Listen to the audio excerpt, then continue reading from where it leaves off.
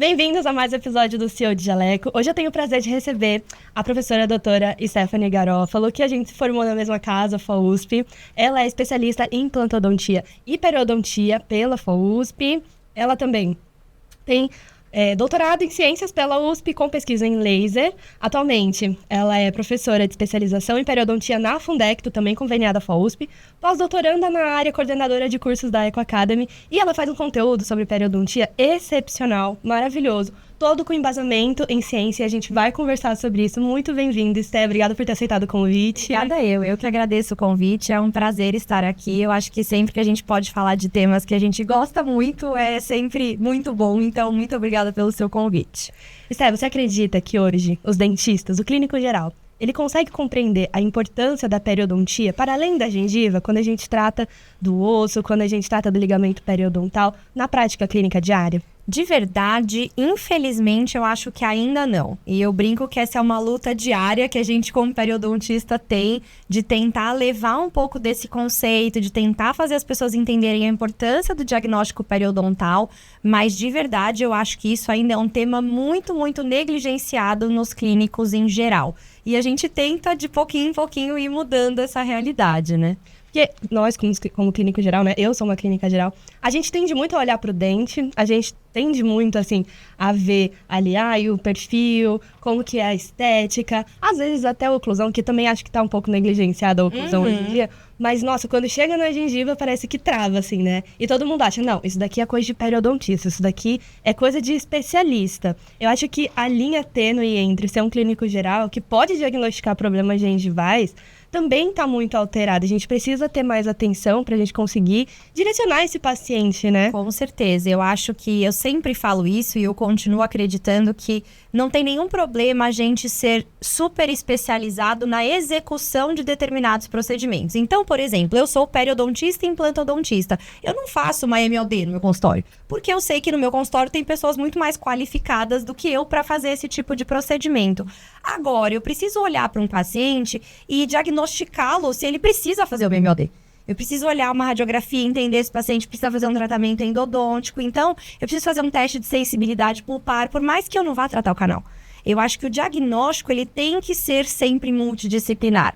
E lógico, detectou uma necessidade maior de um tratamento que realmente requer uma atenção especializada, não tem problema nenhum a gente encaminhar o paciente para que ele receba o tratamento de um especialista. Mas o diagnóstico é fundamental e eu acho que na hora do diagnóstico a gente não pode ser nem um pouco fechado só dentro da nossa especialidade, sabe? E quais fatores, Esté, você acredita que o clínico geral, ele precisa se atentar mais para ter um bom diagnóstico periodontal?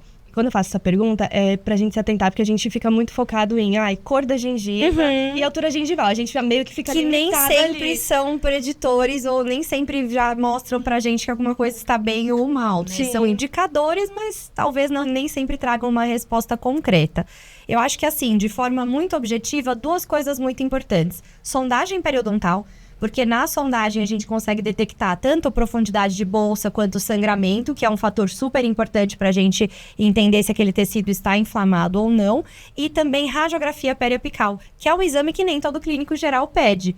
Paciente, quando senta na minha cadeira de primeira consulta, nunca sai sem um pedido de pelo menos radiografias periapicais. Na periapical, a gente tem muitas respostas com muito mais precisão do que a gente teria, por exemplo, numa panorâmica. Então, assim, de forma muito simples e objetiva, uma sondagem bem feita, com uma boa sonda e coisas que são teoricamente simples. A gente aprende a sondar na faculdade, né? E muita gente esquece, e pedido de periapical. Acho que são as duas coisas básicas para um diagnóstico periodontal bem feitinho. Esté, e para os dentistas que querem muito ir para periodontia, né, que é uma especialidade incrível, admiro muito. Conta pra gente como que a pério chegou para você, se você sempre soube que você queria ir para pério, ou se você descobriu depois, como que foi esse processo? Bom, eu sempre soube que eu gostava muito de cirurgia. Então, eu já entrei na faculdade querendo fazer cirurgia, mas eu achava que eu seria cirurgia bucomaxilo, que eu ia trabalhar em hospital e tal. Quando eu comecei a ver os tipos de cirurgia, a rotina de hospital, que a gente tinha contato, né? Fazia estágio no HU e tal, não gostei tanto. Em compensação, eu acho que eu tive muita sorte, porque eu tive professores muito bons de periodontia. E hoje eu tenho o prazer de ser colega deles. Professor Cláudio Panucci, por exemplo, que foi meu professor de graduação, o Jorge, o Cássio, e hoje dou aula junto com eles, mas eles são pessoas que me inspiraram muito nisso. Eu gostava muito das aulas e eu me encantei pela periodontia quando eu tive aula de periodontia na graduação. E aí eu já me formei sabendo que era esse caminho que eu queria seguir. Porque meus pais são dentistas também, né? E eu cresci dentro de um consultório, mas apesar de gostar de ver a rotina de um dentista, eu já sabia que eu não queria nem fazer orto, que era o que a minha mãe faz, e também não queria fazer prótese ou restauradora, que é o que o meu pai faz. Eu sempre fui para esse ladinho meio da cirurgia. Na graduação, eu me encantei pela pério. E você encaixou como uma luva ali, né? Então, se no final foi prático também, muito, exatamente. Porque eu tô fazendo especialização em ortodontia, né? E a gente tem, lá no Instituto Prado, que é onde eu faço, a gente teve uma aula só de periodontia para ortodontia. E como é importante a pério dentro. É uma etapa que não pode jamais ser essencial, não pode, ainda mais porque a gente depende muito dos tecidos periodontais para ter a movimentação ortodôntica. Então, assim, quando a gente pensa em pério, a gente pensa tanto em reabilitação, né, de dentística e prótese, porque sem a pério a gente também não consegue ter um bom resultado. E se a gente for fazer qualquer procedimento ali, ou qualquer tratamento ortodôntico, a pério também tá ali dando suporte. Então, você consideraria que a pério realmente é uma base muito importante para todas as nossas especialidades? Com certeza. Hoje? Talvez eu tenha uma visão um pouco enviesada, né? Porque eu sou periodontista, mas eu acho que, assim, não existe tratamento hoje seguro e longevo se as bases periodontais não estiverem bem estabelecidas. Então, eu acho que a pério é fundamental, é saúde e função, né? Então, a gente precisa disso muito bem estabelecido, muito bem controlado, para que eu possa fazer qualquer outro tipo de tratamento, ortodôntico, protético, enfim. E Sté, você falou pra gente que você já se interessava desde a graduação pela pério. E como que você desenvolveu esse interesse na graduação para você ir fomentando isso quando você se formava, né? Quando você se formou depois, para que os dentistas ou estudantes de odontologia que estejam ouvindo a gente consigam seguir um caminho similar? Sinceramente, eu acho que às vezes a graduação, por melhor que ela seja, e eu acho que a gente fez uma faculdade muito boa, eu só tenho coisas boas a falar da faculdade que eu fiz, mas acho que a graduação, de modo geral, limita um pouco a nossa visão, porque a clínica da faculdade, a gente não consegue explorar 100% das especialidades. Então, eu sempre busquei fazer muitos estágios. Eu fiz estágio em consultório fora, eu fiz estágio dentro das disciplinas extras que a gente tinha oportunidade lá na faculdade, participei de ligas. Então, eu acho que juntando tudo isso, eu consegui ter um contato maior com a pério. E lógico, eu acho que a gente teve uma base muito boa, mas a gente precisa também ir atrás. Então eu fui atrás de liga, atrás de estágio, atrás de outras informações que pudessem realmente complementar a minha visão da especialidade para que eu tivesse uma certeza maior quando eu escolhi ser periodontista, né? Então, procurar estágios, buscar uma vivência clínica, que é muito importante, porque é diferente também, né? Acho que você é a pessoa perfeita para eu perguntar isso, né? E qual que é a grande... Assim, claro, a ciência tem que andar junto com a prática clínica, né? Com certeza. Mas como você é uma pessoa que tem a vivência das duas, né? Tanto de uma parte acadêmica maravilhosa, que você tem um currículo muito bom, e também de atender paciente, né? Para esse dentista que tá ali começando, que tá confuso, será que eu vou para um? Será que eu vou para o outro? Qual que seria a principal diferença da vivência clínica para a acadêmica? Nossa, são mundos muito diferentes, né? E uma não vive sem a outra. Eu acho que a clínica não pode existir sem a pesquisa, e eu acho que a pesquisa tem que ter como objetivo final melhorar a nossa prática clínica. Então, não acho que elas deveriam ser separadas, mas são mundos muito distintos, e eu sempre gostei muito dos dois. Eu amo pesquisa, eu gosto de laboratório, eu gosto de pesquisar, eu sou muito nerd, então eu gosto dessas coisas, mas eu acho que o objetivo final da nossa profissão é poder levar tudo isso para o nosso paciente. Então, eu não gosto muito de separar as duas coisas, porque eu me sinto muito bem e muito feliz e muito realizada também fazendo as duas coisas. Só que eu acho que a gente tem que reconhecer também que esses caminhos são diferentes até no quanto eles trazem para a gente de retorno financeiro hoje no Brasil. Então, eu tive um privilégio de poder ter seguido uma parte da minha carreira acadêmica logo que eu me formei, porque eu morava com os meus pais, eu não precisava, logo que eu me formei, começar a trabalhar e ganhar muito dinheiro de imediato, né? E aí eu tive a possibilidade de fazer uma pós-graduação com mais tranquilidade. Então isso também deve ser reconhecido, porque eu segui, né? Teve, lógico, o meu esforço dentro de tudo isso, de seguir esses caminhos, mas tem também a possibilidade que não é todo mundo que consegue. Mas são coisas que eu acho que, de forma ideal, deveriam caminhar sempre juntas. E tem como a gente caminhar junto, né? Acho que quando você tá ali com o seu paciente, se tem algo que você vê que tá diferente daquilo que você já conhece, por que não buscar um artigo? Por que não voltar para a base, dar uma lida, uma relida, na verdade, né? Porque todos nós, quando a gente se forma, a gente já viu, nem que seja superficialmente, tudo com relação a pério, claro que não como especialista, mas, igual a gente comentou no começo do podcast, saber diagnosticar. E algo que eu tenho percebido muito no consultório, acredito que você também tem visto um aumento muito grande, são os casos de recessão gengival, de lesão cervical não cariosa. E eu vou separar aqui para vocês, eu vou também convidar a Esté para esclarecer isso, porque, gente, a maioria dos pacientes que eu recebo vem do meu Instagram, né? E eles vêm já com 3 diagnósticos já.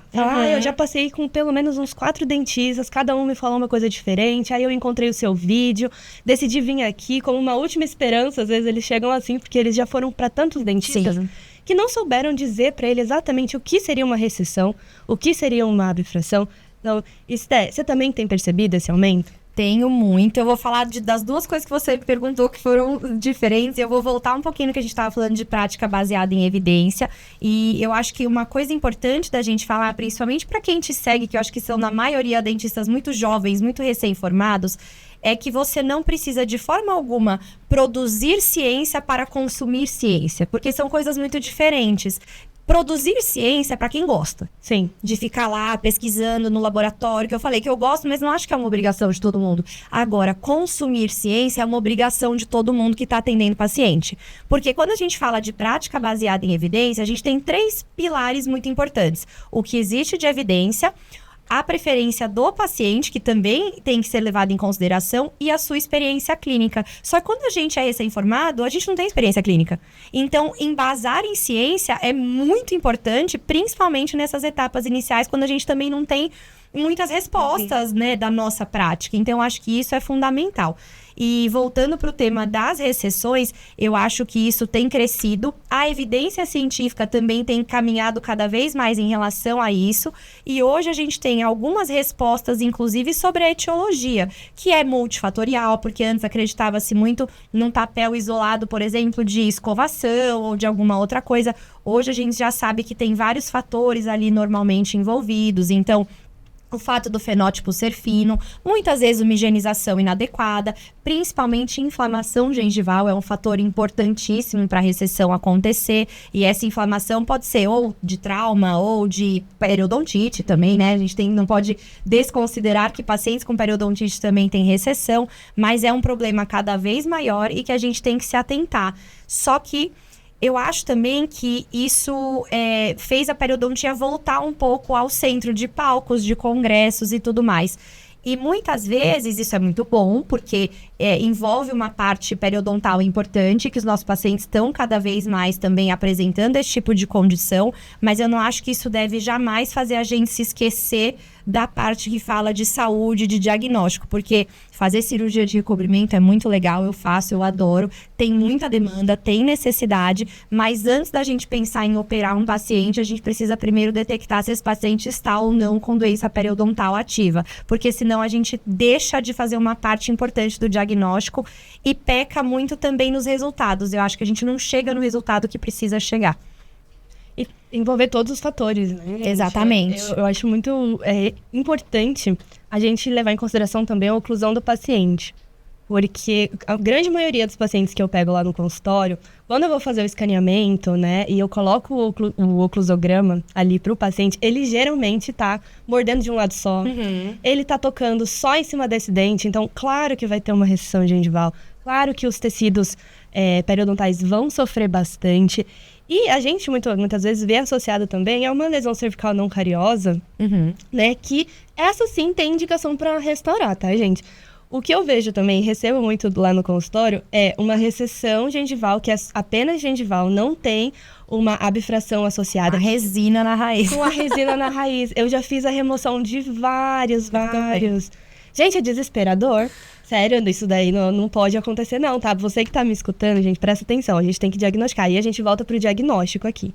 Quando você pegar uma recessão, entenda, é uma recessão apenas gengival ou tá associada ali uma perda dental, uma perda de estrutura dental. Porque se está associado a essa perda de estrutura dental, é uma lesão cervical não cariosa com a bifração. Se é apenas uma perda gengival, é uma recessão gengival e tem que ser tratado como uma recessão gengival. Eu sempre falo isso de uma forma muito simplista, lógico, tem vários fatores a serem avaliados, mas se você perdeu estrutura de dente, você restaura. Se você perdeu gengiva, você recobre. Não fica lá restaurando e a recessão vai aumentando até, sabe-se lá, chegar no ápice da raiz do paciente, né? E certo, você vê também que, assim, tem muito recobrimento. Eu já vi muito recobrimento. Você acredita que também possa ter a indicação direta, assim, de cirurgia, sem levar em consideração também outros fatores, como, por exemplo, a oclusão? Acho muito difícil, porque quando a gente faz uma cirurgia de recobrimento, normalmente a gente associa essa cirurgia com conjuntivo, por exemplo. O que a gente melhora nessa cirurgia? O fenótipo gengival do paciente. Então, a gente resolve com essa cirurgia um fator. Se eu não controlo os outros, fica muito difícil de eu ter um resultado muito bom em longo prazo. Eu melhoro a espessura gengival, eu melhoro queratinização, qualidade, mas eu preciso ter os outros fatores também controlados. A oclusão, o que a gente tem de dado na literatura hoje, é que ela não é um fator causal direto, mas ela é um fator acelerador ou um fator que, junto com outros, pode levar a uma piora do quadro, né? Então, o que a gente tem? Junto com melhorar a oclusão do paciente, então, esse equilíbrio oclusal, orientação de higiene para que o paciente tenha uma boa higienização, não tenha inflamação gengival, sem ser muito agressivo. Então, escovas macias e tudo mais continuam sendo a nossa indicação. Posicionamento desse dente dentro da arcada, porque quanto mais vestibularizada a raiz estiver, mais vai ser difícil desse fenótipo ficar tão espesso ao redor dela. Então, são vários fatores que podem ser melhorados e que devem ser controlados antes até da gente pensar na cirurgia. Então, no meu consultório, a sequência que eu sigo é normalmente controlar todos esses fatores, hábitos do paciente, oclusão, escovação e tudo mais, e por último, operar. A cirurgia acaba sendo a última etapa, justamente pelo que você falou, para que a gente tenha um resultado melhor, tanto de curto quanto de longo prazo. Esté, você acredita que dentro da pério tem alguma área ou alguma aplicabilidade clínica que seja mal explorada dentro do consultório, tanto para a parte assim, de resultados clínicos, acho que você falou bem, com relação à higiene, com relação à orientação do paciente, que está subexplorada pelos dentistas no consultório hoje, tanto para a parte financeira quanto na parte de resultado clínico? Eu acho que a gente tem uma mina de ouro nas nossas mãos, que é manutenção preventiva, e que poucos dentistas exploram bem isso, porque tanto do ponto de vista financeiro quanto do ponto de vista de saúde do paciente. É um procedimento que todo mundo precisa, com maior ou menor frequência, dependendo das suas necessidades individuais. Mas imagina você que a gente está vendendo para o nosso paciente um procedimento que ele de fato precisa, e tem tanta gente vendendo coisa para os pacientes que não precisam. Então, a gente está vendendo para o nosso paciente uma coisa de que ele de fato precisa para a saúde dele, que para o paciente é barata. Para o dentista também é barato, porque o custo para uma consulta de manutenção comparado com vários outros procedimentos não é alto, e a nossa lucratividade pode ser enorme, só que vendendo uma coisa honesta, que o paciente realmente precisa para o resto da vida. Então, a recorrência disso é infinita. Eu acho que é um modelo de negócio sensacional, e para o paciente a gente está também promovendo saúde. Então, acho que manutenção preventiva é uma coisa pouquíssimo explorada no consultório, que deveria ser mais, tanto para a saúde dos nossos pacientes, quanto para a nossa saúde financeira também. Gente, é sensacional, porque assim, vendam verdade. Acho que Exatamente. A nossa mensagem aqui é essa. A gente não precisa inventar a roda, a gente não precisa fazer nada de extraordinário. Não. A gente precisa fazer um bom diagnóstico, fazer um bom plano de tratamento. E, igual você falou, a maioria dos pacientes, talvez assim, 90% dos pacientes vão precisar dessa recorrência. E a gente não vai estar vendendo nada, assim, que vai ou prejudicar o paciente. Jamais. Não, na verdade, você tá realmente ajudando o paciente. Eu acho que... E eu acho que uma coisa que é válido falar também, para quem é recém-formado, fazer uma boa consulta de manutenção preventiva tem uma curva de aprendizado muito mais rápida do que você aprender a fazer uma boa cirurgia, do que você aprender a fazer uma reabilitação oral.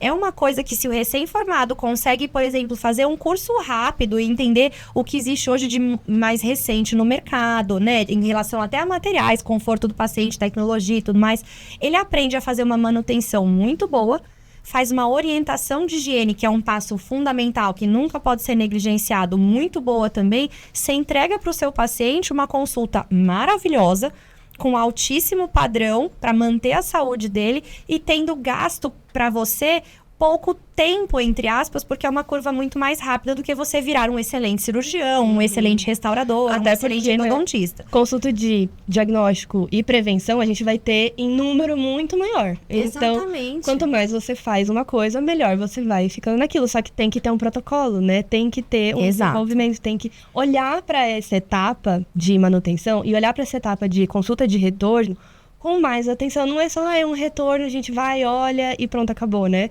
Vamos fazer fotografia, vamos comparar. Não, com certeza. Né? Fala assim, olha, você chegou assim pra mim, olha como sua saúde gengival melhorou. Eu acho que a fotografia é uma coisa assim. É uma comunicação maravilhosa com o paciente. Eu fotografo todos os meus casos. Revoluciona mesmo a comunicação que você tem com o paciente. Completamente. Né? Como que você utiliza a fotografia no seu consultório? A fotografia, pra mim, é constante. Então, a gente tem um projeto que chama Baseline, eu e a Mari, no qual a gente fala exatamente da importância dessas consultas de manutenção com um protocolo bonitinho, sabe? E protocolo, gente, não quer dizer que eu vou fazer a mesma consulta para todo mundo. Quer dizer que eu tenho uma ordem, entre aspas, de algumas etapas a seguir, que a gente vai individualizar para cada paciente, mas as etapas em si estão sempre presentes. Então, a fotografia é uma das primeiras etapas de trabalho. O paciente senta na minha cadeira, eu fotografo inicial, faço evidenciação de placa, fotografo evidenciado, e aí faço todo o trabalho que precisa ser feito, fotografo cada etapa, e aí eu vou mostrando para o paciente, olha como a gente estava no começo, como evoluiu,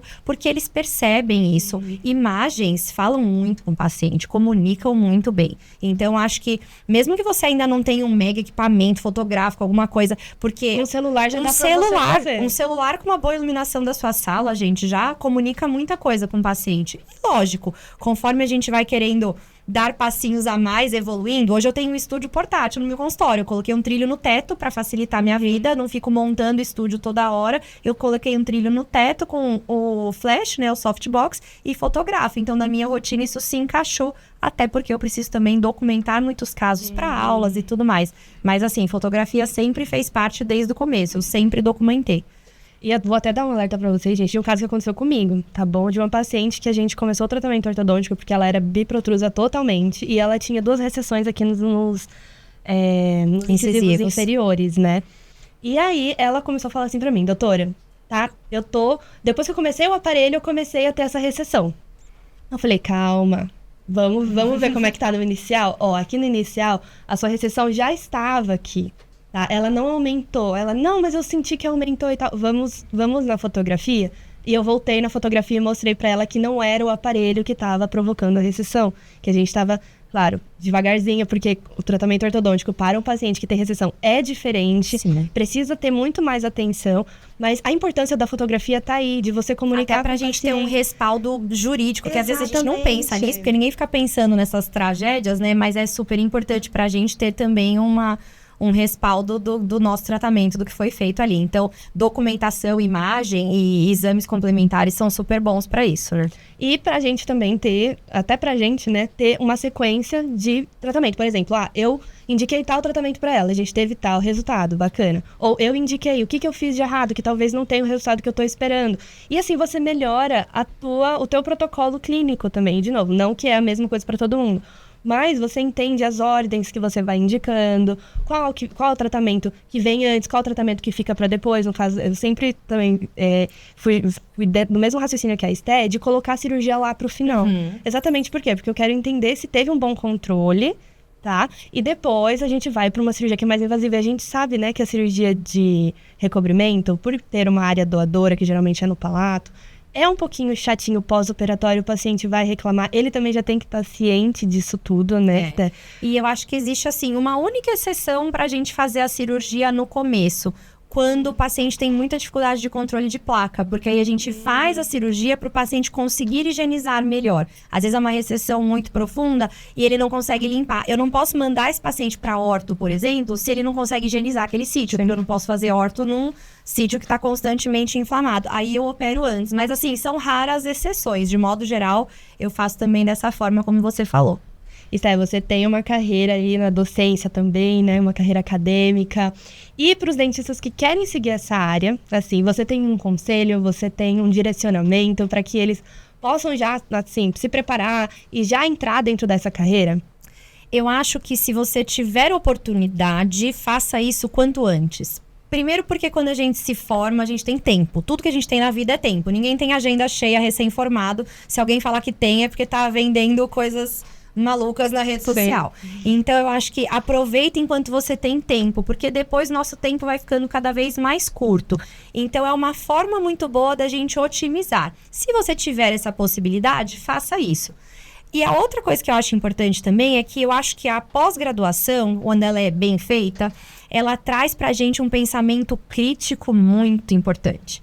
A gente consegue desenvolver um raciocínio próprio e a gente não fica engolindo tudo que é dito, sabe? A gente consegue filtrar melhor coisas que a gente ouve de professores, de influenciadores. Então, eu acho que isso é muito importante para nossa carreira. A gente saber filtrar de onde vem a informação, filtrar o que realmente é fato e o que é mito. A indústria joga muita coisa na gente, rede social joga muita coisa na gente. Eu acho que a pós-graduação, de certa forma, ajuda muito a gente a desenvolver um senso crítico legal. E a gente não cair naquela armadilha do, mas tem um artigo que fala tal coisa. Gente, tem artigo que fala tudo. Exato. Eu sempre, toda vez que alguém fala isso pra mim, eu falo, olha, Juliana, mas tem embasamento científico. Deu, calma. Dá pra você provar qualquer coisa. Quantos artigos tem?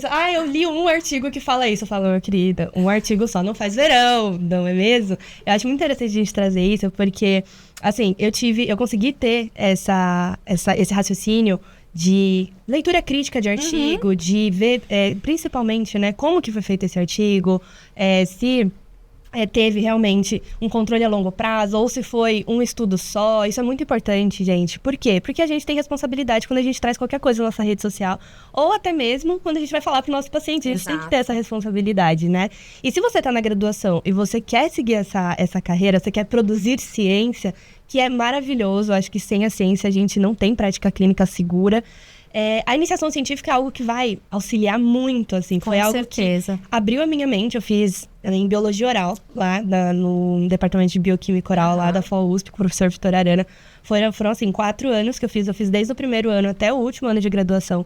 E, assim, eu li bastante artigo, tive que me desenvolver, assim, para apresentar o trabalho, fazer esse CUSP, porque lá na FAUSP, gente, lá na Faculdade de Odontologia da USP, onde a gente se formou, a gente tem muita oportunidade de ter esse contato. Mas se você é um estudante que não tem esse contato, que não tem essa oportunidade, tá, gente? Só de você ler artigos, só de você entrar lá no PubMed, até mesmo na FAPESP, tem muito artigo bom lá para você. O tal da CAPES, um monte de... Sim, até o Google Acadêmico. Se você quiser entrar no Google Acadêmico e ver um artigo lá, leiam mais, se acostumem a consumir ciência, porque isso vai refletir muito na confiança clínica que você vai ter. Você sente isso também? Com certeza. É aquilo que eu falei. No começo, a gente não pode contar com a nossa experiência, porque a gente não tem experiência nenhuma. Então, a gente tem que contar com a experiência de outras pessoas, mas outras pessoas de confiança, porque não adianta vir aquela pessoa X e falar, mas a minha clínica funciona assim. É diferente. É você contar com a experiência de pessoas que fizeram pesquisas padronizadas, ensaios clínicos, e aí podem te trazer uma resposta muito mais embasada, muito mais sólida, né? Esté, qual é o impacto da ciência, né, teve na sua prática clínica? E, principalmente, como que você conseguiu passar toda esse conhecimento para o teu paciente se enxergar diferente? Você sente que eles conseguem compreender quando você tem uma prática baseada em evidência ou quando você tem uma prática baseada no Google, por exemplo? Eu acho que dependendo do tipo de paciente, do perfil de paciente que você tem, sim. Então, eu tenho um perfil de paciente que, na maioria, consegue perceber isso, sabe? Eles percebem, eles perguntam. Eu tenho pacientes que eu brinco, que eu falo, gente, tem pacientes que gastam o meu conteúdo, sabe? Porque eles fazem pergunta. E eu acho que quando a gente responde isso seguros da nossa resposta, o paciente sente essa segurança. Então, a ciência tem muito impacto na minha prática clínica. Eu sou uma péssima vendedora. Eu não consigo vender nada que eu não acredito. Então, eu preciso estar muito segura daquilo que eu estou vendendo para conseguir parar. E eu não estou falando de vender de dinheiro, mas de vender uma ideia para o paciente, sim, de fazer o paciente, de repente, topar o tratamento que aderir, eu estou propondo. Exatamente. Então, assim, eu preciso estar segura das informações que eu estou passando para conseguir passar isso para o paciente.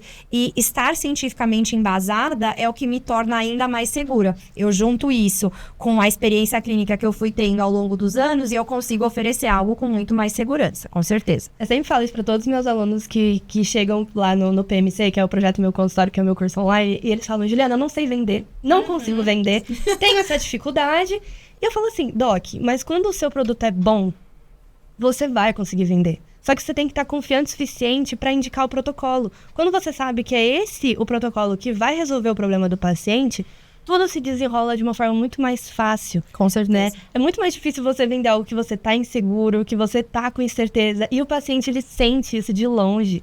Quando alguém vai vender alguma coisa para você e você vê que a pessoa não está segura daquilo, a gente consegue perceber.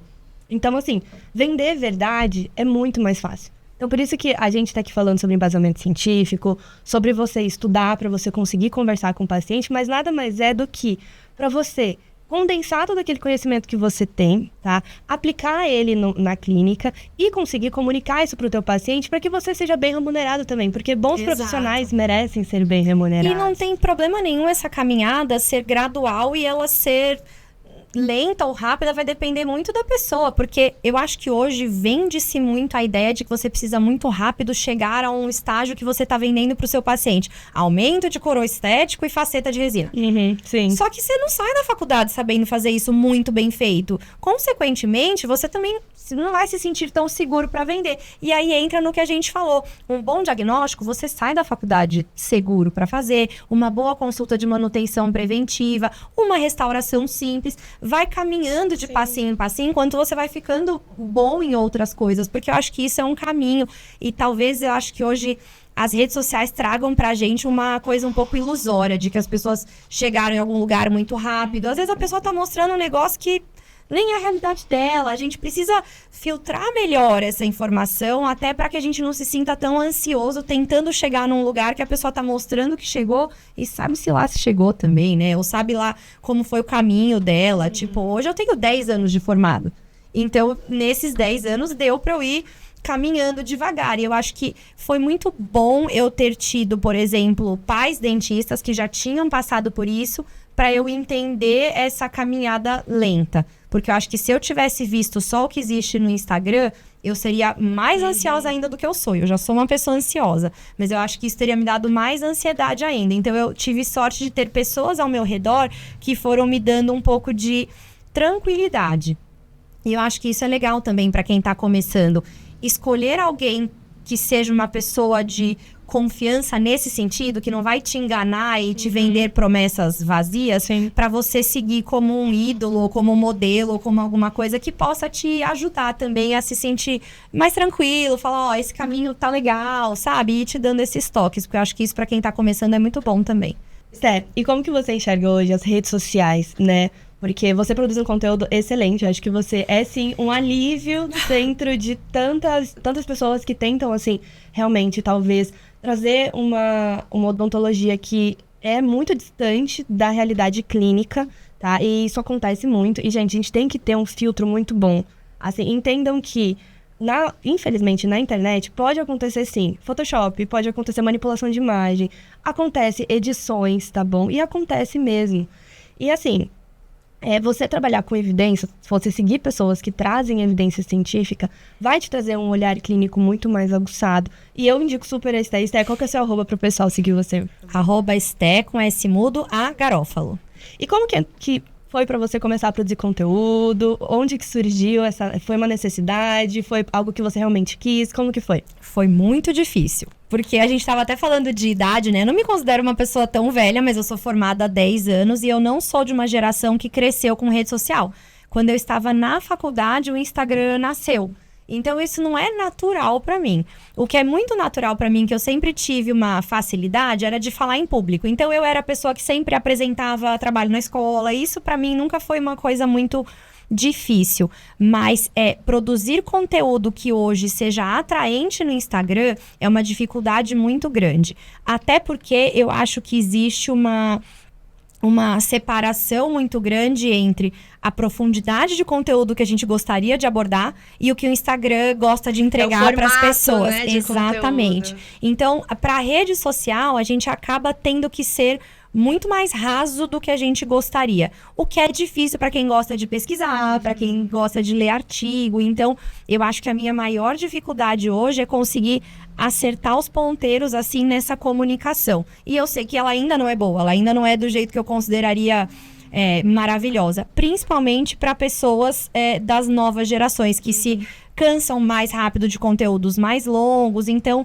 eu vejo que isso ainda é uma deficiência minha, é um ponto que eu preciso melhorar. Eu gosto de colocar conteúdo, isso começou muito por uma coisa de necessidade, de ver muita coisa que eu falava, meu Deus, não, e não né? E a gente, assim, fazer esse trabalho de formiguinha, de tentar colocar um pouco de ciência, de clínica real na internet, sabe? Para as pessoas poderem ver algo que realmente faz parte do nosso dia a dia, mas ao mesmo tempo eu sei das minhas limitações e eu sei que meu conteúdo às vezes não é o que o Instagram mais gosta de entregar, sabe? O que é ruim por um lado, por outro lado eu acho que, por exemplo, me permite comunicar com um público de diferentes idades. Eu tenho muitos alunos e muitos seguidores mais velhos do que eu, que são pessoas que já se comunicam melhor com um conteúdo talvez um pouco mais longo, um pouco mais profundo, então eu tento ficar caminhando aí nesse meio termo. Mas você produz um conteúdo excelente, tá bom? Mas assim, é difícil, tá? Claro. É porque você tem um compromisso, né, de produzir um conteúdo com embasamento. E, gente, é muito difícil. Eu já tentei fazer esse tipo de conteúdo, produzir um conteúdo mais denso, e eu senti exatamente isso que você falou. Assim, eu acho que eu postei, sei lá, uns 5 vídeos que eu falava mais de artigo mesmo. E, gente, teve um engajamento, assim, que eu olhei péssimo. Cara, que engajamento devagar, né? E às vezes quando eu falava uma coisa muito rápida, é diferente a forma como as pessoas elas estão consumindo mesmo. E eu acho que isso é muito da geração, sabia? Porque como a gente já nasceu com o celular na mão praticamente, né? Eu ganhei meu primeiro celular com 9 anos, gente. 9 anos, assim, era criança, né? E eu já tava com o celularzinho. Então, a gente já entrou nas redes sociais, a gente já é acostumado com outro ritmo. Só que isso também, eu não sei se provavelmente quem está me escutando vai se identificar, isso foi atrapalhando um pouco também até a minha tolerância a conteúdos mais profundos. E eu vi muito isso na faculdade, porque às vezes eu parcelava em 3 dias para conseguir ler um artigo. Tipo assim, eu parcelava em 1 semana para eu conseguir ler um artigo, porque eu tinha pouca tolerância nisso. Então, assim, eu fui tentando diminuir o tanto que eu fico girando a rede social. Gente, hoje em dia, assim, a rede social, pra mim, eu só entro, posto o que eu preciso postar. No máximo, eu dou uma olhada nos comentários, respondo o comentário e tal, mas eu tento evitar ao máximo ficar lá, porque isso muda realmente a química do cérebro, né? Tipo assim, a dopamina que você vai soltando quando você vai consumindo conteúdo, vai deixando você, vai programando o seu cérebro pra que você só consiga consumir essas coisas conteúdos curtas, rápidos e curtos. Só que se você quer ser especialista, se você quer se formar bem, você precisa ter conteúdos longos, você precisa ter uma tolerância de ler um livro, você precisa ter uma tolerância de ler um artigo de 20 páginas ali, que é maior, você precisa ter essa tolerância. Então, assim, você que tá me escutando e você tem esse problema também, eu já me identifiquei com esse problema, tá? E a minha solução foi realmente diminuir bastante o tempo de tela.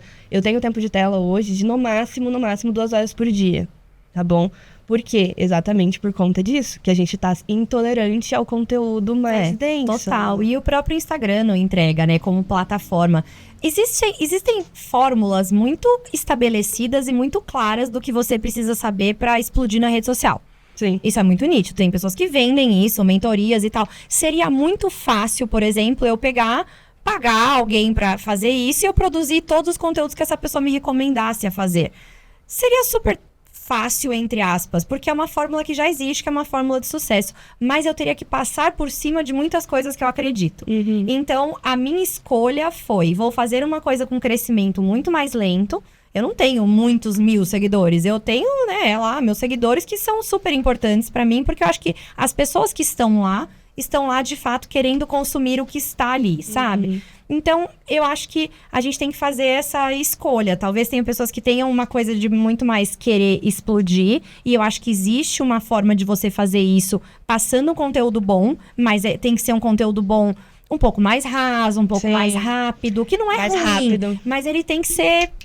E tem outras formas. Eu sei que eu não vou explodir. É muito diferente quando eu posto uma foto de um caso estético, por exemplo, que chama muito a atenção das pessoas. Tem todo que eu tenho muitas curtidas, ou um recobrimento gigante de uma recessão enorme. Ou quando eu posto, por exemplo, um Reels mostrando um artigo. O engajamento é, sei lá, 1/5, 1/10. E assim, a gente sabe, não é que a gente é cega a isso, alheia a isso, mas são escolhas. E aí, quem tá lá também, pode escolher o tipo de conteúdo que quer consumir, né? E você acha que, assim, depois que você começou a produzir conteúdo, mudou algo dentro da tua prática tanto de docência, né? Porque você também é professora, né? Você conseguiu ter resultados ali com relação ao Instagram? E como que foi isso também na clínica? Você também teve captação de pacientes? Quais os resultados que você teve?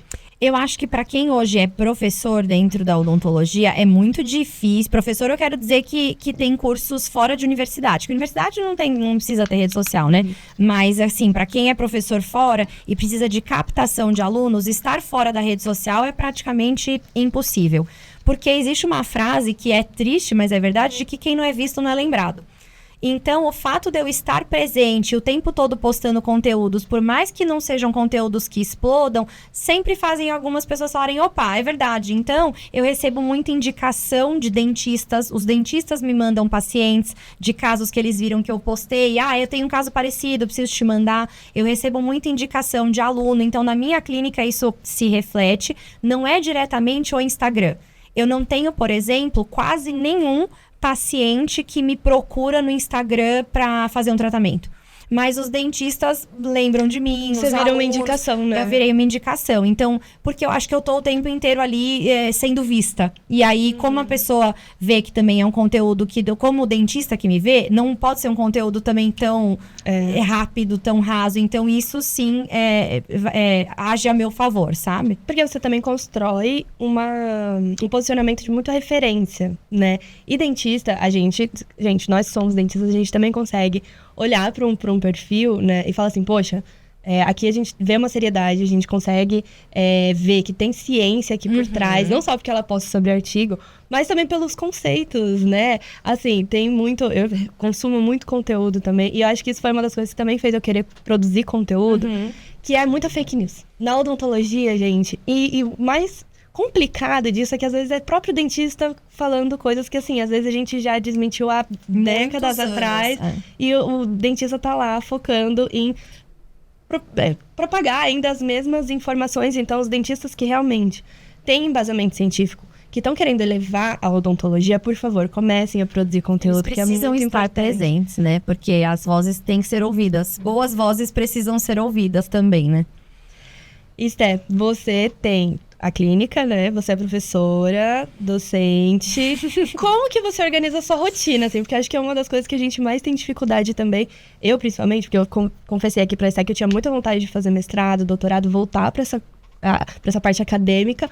Mas, assim, tem que ter uma organização de tempo muito grande, assim. Como que você se organiza? Conta pra gente. Eu sou uma pessoa extremamente organizada e isso é meu, eu sempre fui. Então, eu acho que isso hoje me ajuda, porque eu realmente tenho muitas tarefas no meu dia. E eu brinco que o meu dia é encaixado assim, horário de respirar 5 minutos, horário de fazer xixi. Porque eu falo, cara, senão não dá tempo, porque eu realmente preciso ter uma organização. Então, o meu calendário Google é todo pintado, todo colorido, com coisas diferentes para eu não esquecer de nada. E se eu não anoto, eu esqueço. Eu sou, assim, nesse nível de organização. E eu durmo pouco, né? Vamos ser bem realistas, gente. A gente tem que... Eu levo trabalho para fora do consultório, porque eu atendo o dia todo. Quando eu chego em casa, sempre tem que montar uma aula, mexer em alguma coisa. Então, não tem...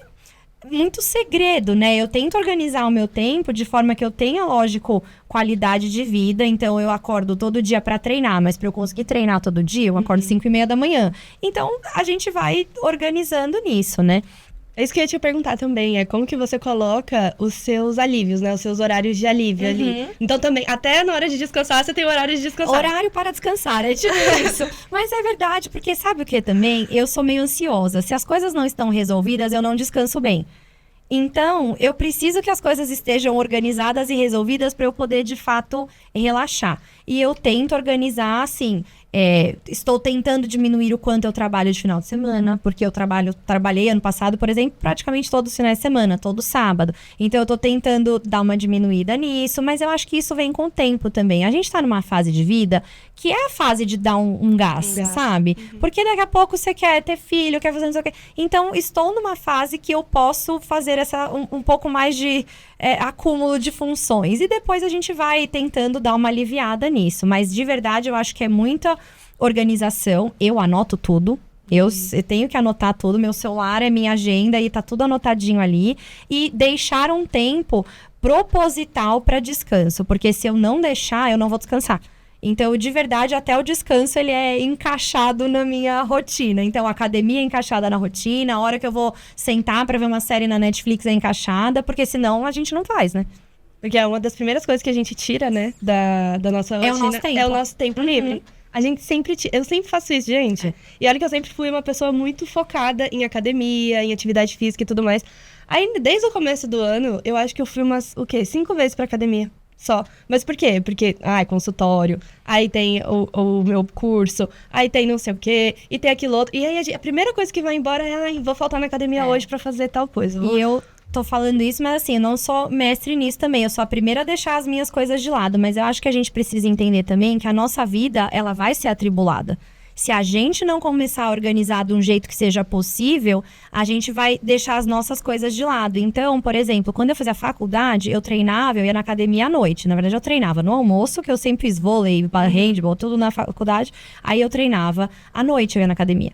Quando eu comecei a trabalhar, qualquer coisa virava desculpa pra quê? Pra eu desmarcar meu treino da noite. Tem um evento de tal empresa, tem jantar, tenho que montar aula, e eu desmarcava esse treino. Aí eu falei, qual que é o horário que eu vou treinar pra que não exista nada no mundo que me atrapalhe? 6 horas da manhã. Então, virou o treino das 6 horas da manhã. Eu vou começar a aplicar isso agora, ó. A partir do dia 1, amanhã, 6 horas da manhã, eu vou estar lá na academia do meu prédio. É que assim, isso é pra mim, né? Tem gente que não suporta treinar às 6 horas da manhã. Eu amo, porque eu acordo e fico livre. Tipo, hoje eu já fora que também a academia tá mais vazia, não tá? Não, tá lotada. Tá lotada? 6 horas da manhã, Sério? eu brinco que é o horário de todos nós psicopatas e os enfermos na academia, gente. É isso. Quem acorda às 5 da manhã pra treinar é capaz de qualquer coisa nessa vida. Mas assim, é na minha rotina. Tem gente que detesta. E aí, pra mim, eu fui vendo o que se encaixa. Mas eu vou falar, não sou especialista nisso, tá? O tempo inteiro eu tô falando, meu Deus, preciso de mais tempo, meu Deus, que horas eu vou fazer isso? Mas a gente dá um jeito. E a produção de conteúdo, você também coloca um horário separado, né? Coloco. Eu imagino. Tipo, tal dia eu tenho que gravar. Daí eu pego e gravo, sei lá, 5 vídeos pra ficar pras próximas 3, 4 semanas. E aí eu gravo tudo de uma vez, eu separo os conteúdos antes, gravo tudo de uma vez. E até isso meu é programadinho, assim. Eu tenho meu mês que eu já sei os temas que eu quero falar. Às vezes acontece alguma coisa, surge uma novidade, a gente faz uma coisa mais... Mas normalmente o meu mês também é programado. Porque se eu não fizer, eu não vou ter tempo de produzir. Então eu deixo um horário separado pra isso com a programação do mês. Até isso. Lá dentro do PMC, eu também ensino a fazer isso, tá bom, gente? Que assim... A gente tem a rotina corrida, dentista tem a rotina corrida, ponto. Então, até pra gente produzir conteúdo, não é no dia. Porque o maior erro que você pode cometer sendo um dentista que produz conteúdo deixa eu ver o que eu vou postar hoje. Não, jamais. Não façam isso. Por quê? Você não vai postar nada, porque você ainda vai ter que gravar, você ainda vai ter que decidir o que você vai postar. Então, assim, faça o cronograma primeiro, decida os temas, né, que eu gosto de chamar de linha editorial. Lá na minha metodologia, a gente chama de linha editorial, que é o quê? Quais são os temas que você vai trazer dentro do teu conteúdo? E aí, quando a gente tem esses temas, a gente consegue ver como que a gente vai abordar esses temas. Então, eu quero fazer um Reels, eu quero fazer um Story, eu quero fazer um carrossel sobre recessão gengival. Tá, então na recessão gengival, nos Stories, eu vou abordar uma cirurgia de recobrimento. E aí, nos Stories, no Reels, eu vou abordar um caso que eu tive no consultório e eu vou fazer um carrossel de caso. Por exemplo, quais são o que causa a recessão gengival. Pronto, aqui você já fez um cronograma. Quando você for gravar, vai ser muito mais fácil, muito mais rápido, muito mais ágil. E você já tem um caminho para seguir, que eu acho que o que é mais difícil, né, é a gente executar. E eu acho que nesse começo todo mundo tem mais tempo. Então, use esse tempo para fazer esse tipo de coisa. Eu, no começo, tinha mais tempo. Então, eu conseguia fazer o design das fotos, né? Colocar lá, organizar. Hoje, eu tenho menos tempo, mas eu consigo ter uma pessoa que faz isso para mim. Então, a gente vai diminuindo, né? Ganha um pouquinho mais, mas também tem um pouquinho menos de tempo. Então, o que eu decidi delegar? Coisas que eu posso delegar. Tipo, eu não vou delegar jamais a minha hora de estudo, porque só eu posso estudar para mim. Não vou delegar o meu atendimento de paciente. Mas, por exemplo, eu fiz um caso que tá super bem fotografado. A forma como esse post vai ser montado, o design que tem que fazer no Canva e tal, tem uma pessoa que faz pra mim, que fica lá comigo, que entende o meu jeito, faz do jeito que eu quero, a gente vai corrigindo, mas eu também acho que saber o que delegar é importante. E ao longo do tempo a gente vai tendo mais possibilidade, porque a gente vai tendo cada vez menos tempo, mas vai tendo também, conhecendo mais pessoas, podendo também pagar por alguns serviços, que isso...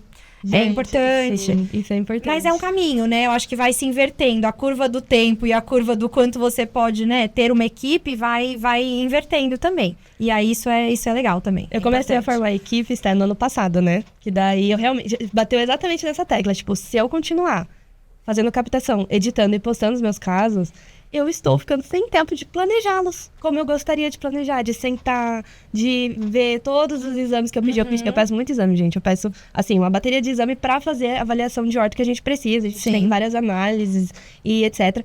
E eu tava sem tempo de sentar e ver isso. Eu tava fazendo isso, tipo, meia-noite, eu olhando cefalometria.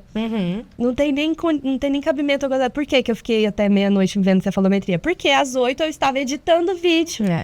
Pra postar. Então, assim, de novo, a gente tem que ser gestora de tempo, né? Que é uma coisa que, assim, é um recurso extremamente limitado, que tem coisas que a gente pode delegar, e se a gente pode delegar, a gente tem como fazer isso.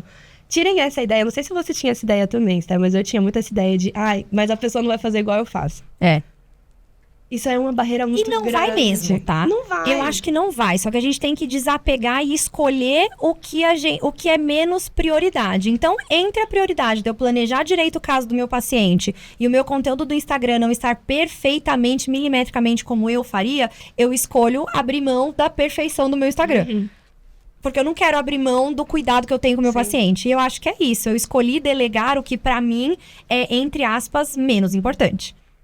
Mas, de fato, assim, a gestão, né, e delegar, pra mim, foi um exercício muito grande. É muito difícil, porque não fica mesmo exatamente como a gente gostaria. Só que é isso, tipo assim, o feito é muito melhor do que o perfeito. Até porque, eu não sei se você percebe isso no seu Instagram, mas no meu Instagram, gente, às vezes eu tenho que fazer o mesmo post mais 5 vezes pro post dar certo.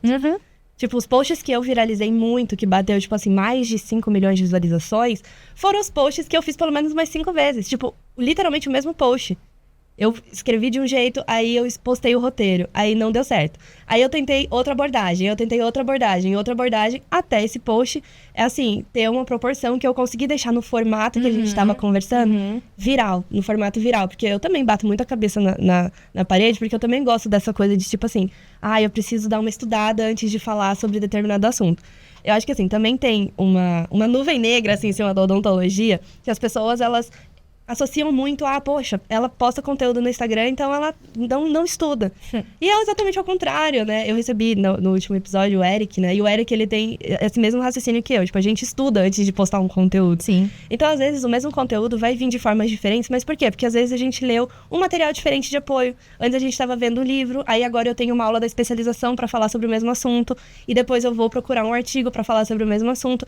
E a gente vai se construindo também. Então, é totalmente possível você ter embasamento, você conseguir produzir conteúdo, mas assim, acho que a repetição é uma coisa muito importante também, né? Como tudo na odontologia. Persistência, né? É isso, porque no final você tem que ficar lá. E eu acho que isso que você falou é muito interessante. Você sabe que tem um dado que mostra que a maior parte dos dentistas que estudam com frequência são dentistas que estão ligados de alguma forma à docência.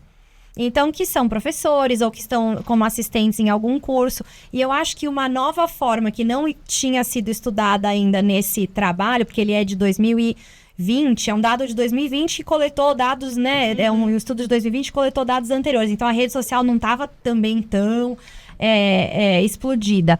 E que talvez seja daqui para frente também relevante o número de pessoas que estudam para uma atividade de docência, entre aspas, de rede social. De rede social, que não. querem postar conteúdos de qualidade. Então, não deveria ser assim. Todo dentista que está lá atendendo paciente deveria estudar. Mas eu acho que hoje, estudar para fazer um post também faz parte de estudar. Porque você passa a entender melhor de um assunto, porque você quer passar uma informação correta para quem está te vendo, né? Esté, qual conselho você daria para quem quer periodontia como especialidade?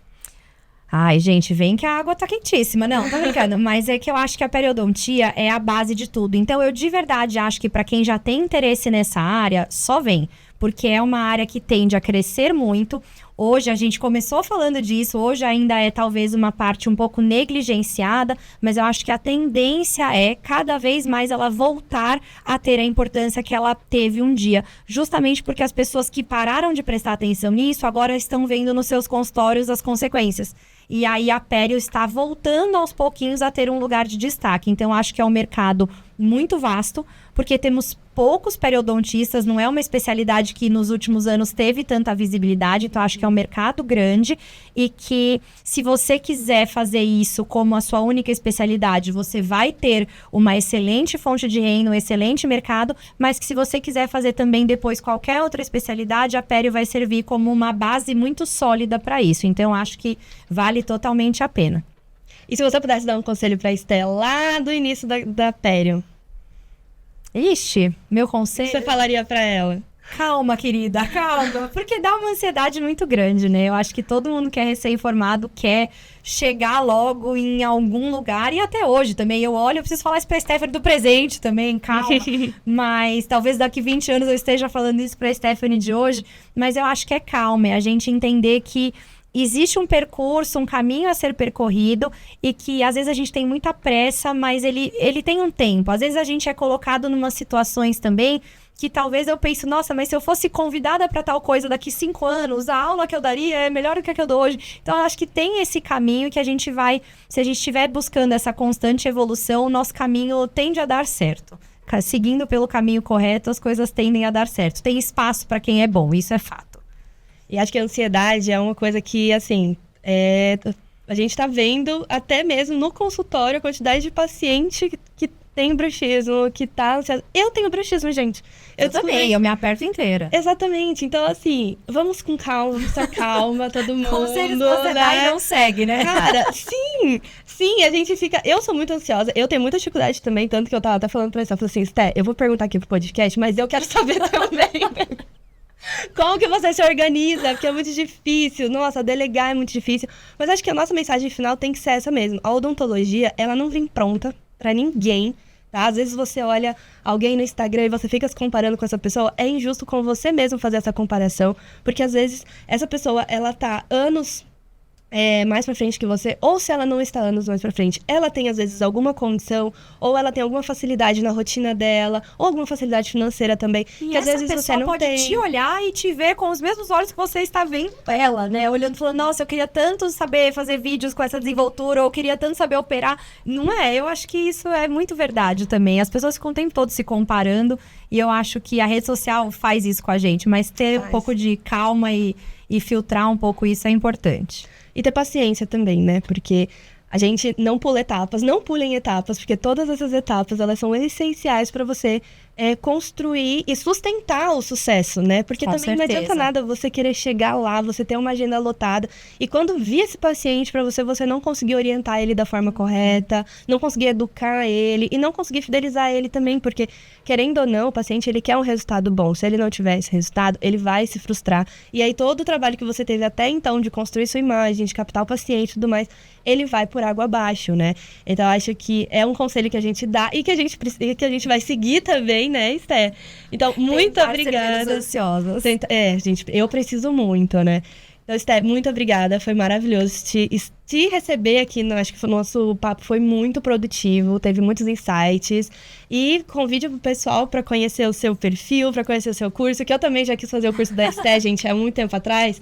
E ela foi muito sincera comigo com relação a... Juliana, espera um pouco, porque eu tava assim, eu tinha acabado de botar o pé na faculdade, eu tinha colado o grau, fazia tipo assim, um mês, né, Esther? Porque a gente se encontrou no CIOSP, que é em janeiro, eu tinha colado o grau em dezembro. E eu, não, vou entrar no seu curso. Eu tô totalmente desesperada, né? Porque eu também sou ansiosa. Então, assim, a Esther ela é muito sincera. Então, eu acho que isso é muito importante também pro professor, porque o professor pode só querer vender o curso pra você, mas não, a Esther veio diferente, falou assim, não, vai lá, entende mais o mercado, vê o que você quer.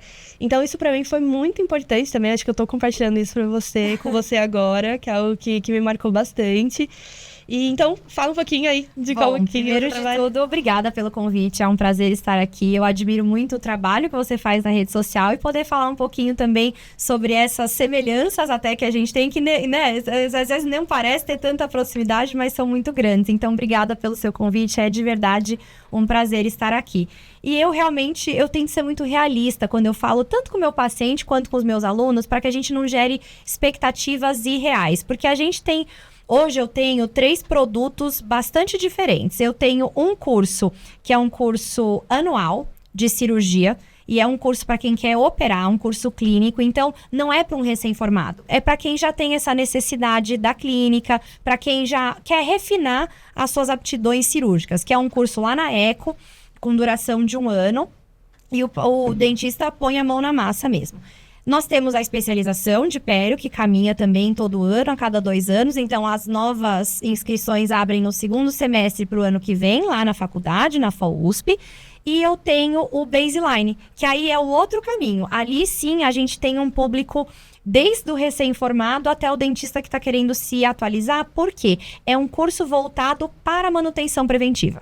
Esse é um curso onde a gente fala muito sobre o que existe hoje de tecnologia, como a gente segue o nosso protocolo da consulta de manutenção. A Mari fala sobre prescrição individualizada de cremes dentais, produtos de higiene oral. Então, esse sim é um curso que desde o recém-formado ele pode fazer, até quem já está formado há muitos anos e quer se atualizar nisso. E eu tenho uma novidade, que é a primeira vez que eu tô falando disso aqui, que eu e o Gustavo, meu marido, que é protesista e da dentística, montamos uma mentoria. É uma mentoria para pouquíssimas pessoas que querem associar esse diagnóstico periodontal e restaurador e conseguir oferecer para o paciente um tratamento mais completo. Então, a nossa ideia é oferecer para esses mentorados uma capacidade de diagnóstico e de planejamento de casos que envolvem tanto a parte periodontal quanto a parte protética, que a gente falou tanto de ser tão importantes, né? Então, a gente tem, assim, vários bracinhos aí, mas que para cada um de um jeito específico. E eu sempre, se você vier me perguntar, eu serei muito sincera do que eu acho que se encaixa melhor no seu perfil. Gente, todos os links, tá, de contato com a Esther vão ficar aqui na descrição do podcast. Muito obrigada, Esther, foi maravilhoso o nosso papo. E até o nosso próximo episódio.